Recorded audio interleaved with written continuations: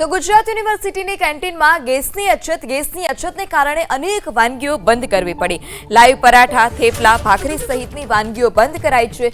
કેન્ટીનમાં દરરોજ 2 કોમર્શિયલ સિલિન્ડરની જરૂરિયાત છે, ત્યારે અત્યારે કેન્ટીનમાં જે અમુક વાનગીઓ હતી તે બંધ કરી દેવામાં આવી છે। ભાખરી, થેપલા અને લાઈવ પરાઠા જેવી જે વાનગીઓ છે તે અત્યારે બંધ કરવામાં આવી છે।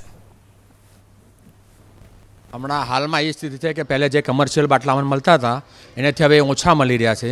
હાલાકી બિલકુલ મળતા જ નહીં આપણે કમર્શિયલ જે પહેલાંના એ ચાલી રહ્યા છે ને હમણાં અમે એના હિસાબથી આલુ પરોઠા અને અડધો આઈટમ બંધ કરી દીધો છે।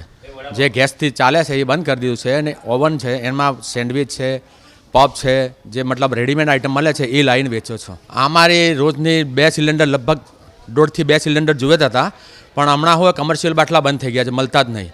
તો અમારે જે કોમર્શિયલ પહેલાંના ચાલી રહ્યા હતા એ જ ચાલે છે, આઈટમ બંધ કરી દીધા અને ચા ખાલી ચાલુ રાખી છે ને ઢોસાનો આઈટમ 2 આઈટમ ચાલુ રાખ્યું છે અમે લાઈવમાં, બાકી બધું બંધ કરી દીધું છે।